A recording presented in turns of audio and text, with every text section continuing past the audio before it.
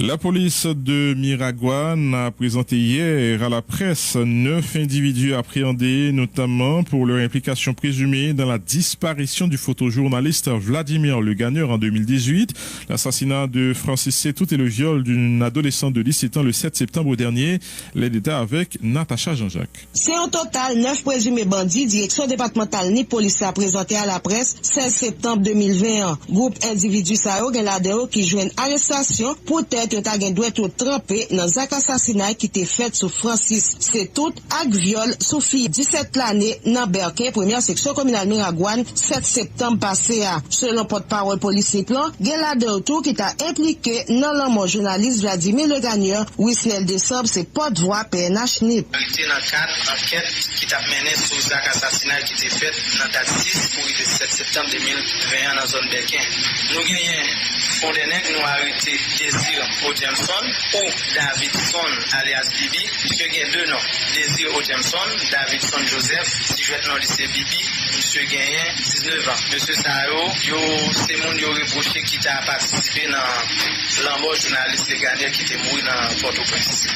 Nous gagnons Exantis Viter alias Jean-Jean, monsieur gagne l'autre nom tout qui est le Pitlet. Monsieur était participé dans un cas kidnapping toujours dans Port-au-Prince, le CPJ a cherché. Direction départementale policier plan fait qu'on est, il a déjà fait des marches pour transférer Désir Jameson dans le cap là pour répondre question la justice sur la mort journaliste Vladimir Le Gagneur. Faut que nous dit, la police NIP réalisé coup de filet ça ce même passé dans la commune Miragoâne à Fond-des-Nègres. Natacha Jean-Jacques département NIP pour Radio Vision 2000. Du 13 août au 13 septembre, pas moins de 276 individus ont été arrêtés par la police dans le sud pour viol, vol, assassinat, tentative d'assassinat et détention illégale d'armes à feu, nous dit Hans Jean-Louis. Direction départementale sud police nationale là présenté bilan opération mené conjointement avec la justice sorti 13 août pour arriver 13 septembre 2020 ça 176 moun joint arrestation pour diverses infractions parmi yo vol, viol, assassinat, tentative d'assassinat, détournement mineur ak moun k'ap sikile exam qui pas légal.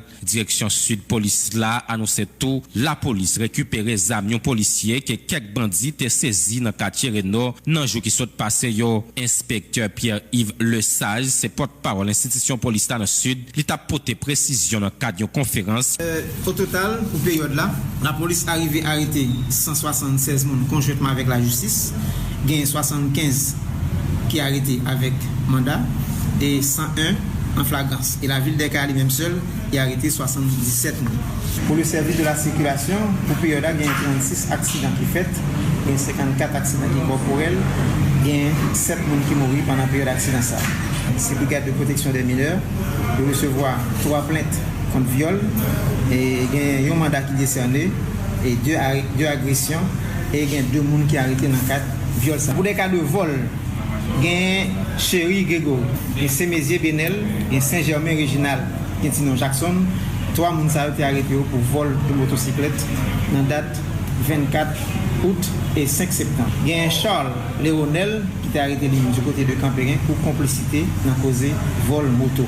Il a arrêté 3 personnes pour détournement de mineurs. Dans ça qui a rapport avec acte violence qui participent fait dans la zone côte sud là, direction sud police là déjà voyé un détachement agent Udmo dans zone ça pour capable bien contrôle situation. Détachement ça semblait porter résultat selon observation il y a environ une semaine, pas gagné aucun mauvais acte qui enregistré dans zone ça qui réputé dangereuse. Hans Jean-Louis depuis Villocaille pour Vision 2000.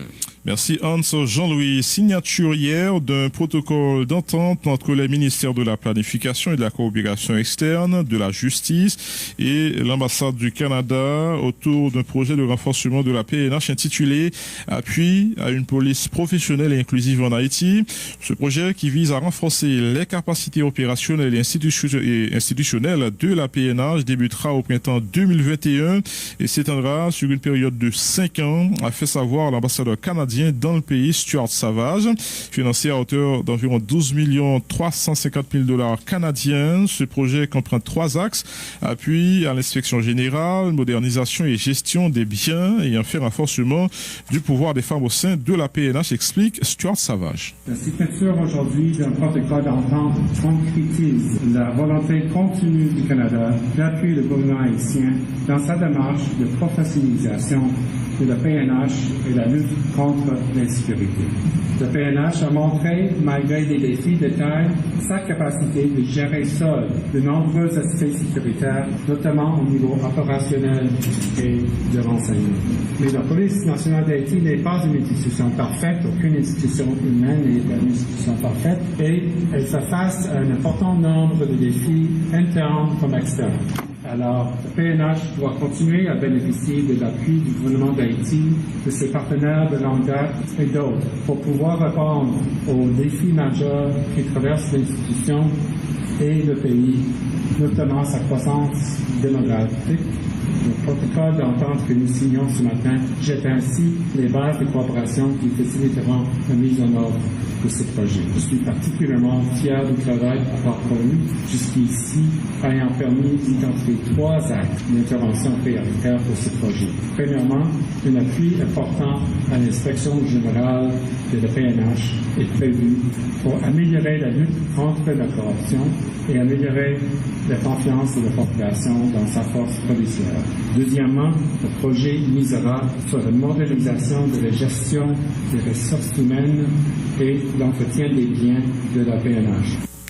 Le ministre de la Justice et de la Sécurité publique, Rockefeller Vincent, a remercié le gouvernement canadien pour son appui au renforcement de la PNH et promet d'œuvrer au respect de ce protocole d'entente et à la pérennisation des relations entre le Canada et Haïti.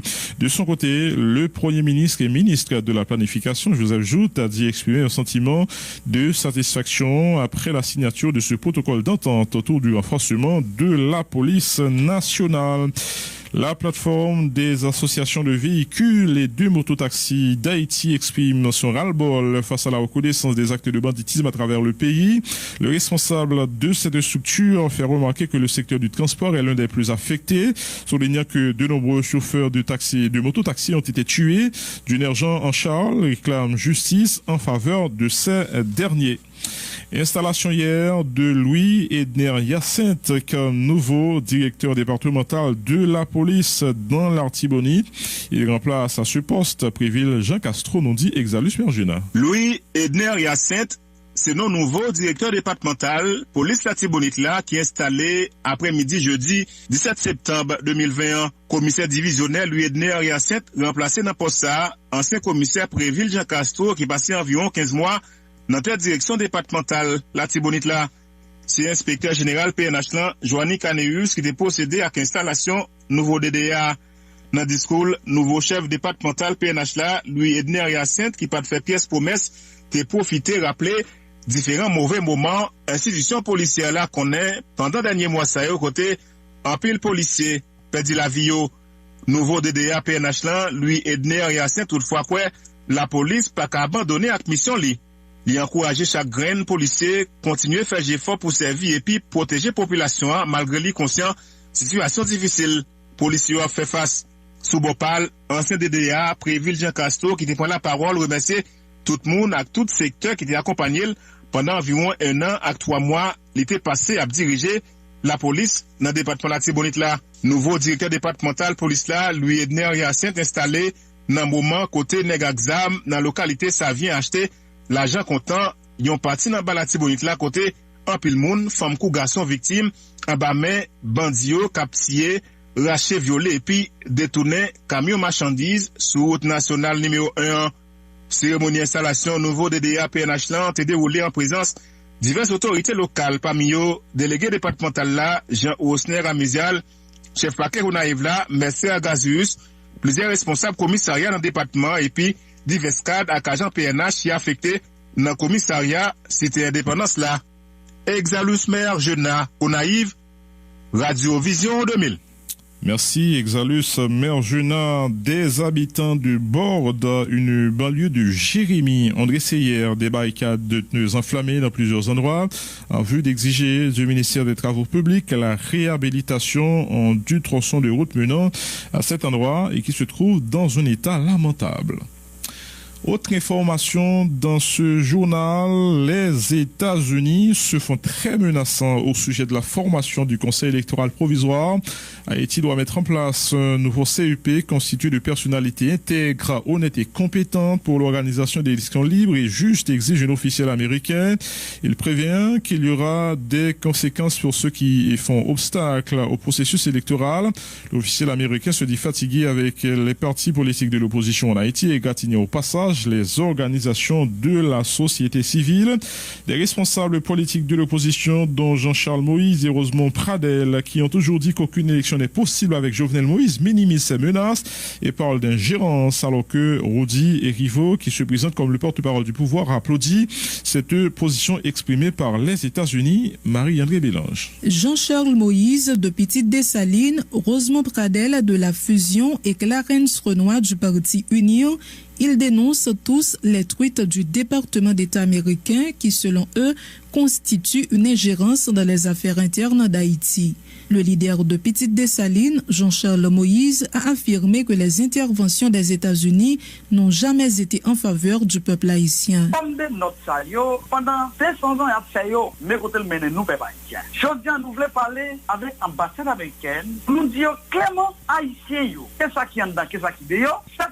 Si nous décidons de prendre destin nous en main, nous condamner forme d'ingérence que nous continuons à toujours faire, qu'est dans la production nationale, qu'est dans la politique, qu'est dans l'économie, nous toujours appoyant nous, mais quand nous menons nous, nous disons mais ça pour nous faire pour nous une solution problème nous. Pourtant, c'est notre fouet nous. Une position sur laquelle s'aligne le dirigeant du Parti Union, Clarence Renoir, appelant les autorités haïtiennes à se ressaisir afin de ne pas recevoir d'ordre des autres pays. Le fait que l'ambassade américaine prononce ouvertement comme ça sous organisation élection dans le pays, certainement son ingérence que dit, mais c'est nous-mêmes qui ouvrons porte pour entrer dans la caille. Nous connaissons très bien en tant que démocrates que une élection de fait dans le pays, mais nous connaissons tout, élection de fait dans bonnes conditions. Donc nous-mêmes nous dénonçons ce type d'ingérence dans la question du pays d'Haïti, mais en même temps nous lançons appel aux autorités haïtiennes pour nous avoir capacité ça, pour nous mettre nous ensemble pour nous résoudre le problème dans la caille, au lieu que n'attendre dicter notre puissance. Le secrétaire général de la fusion des sociodémocrates, Rosemont Pradel,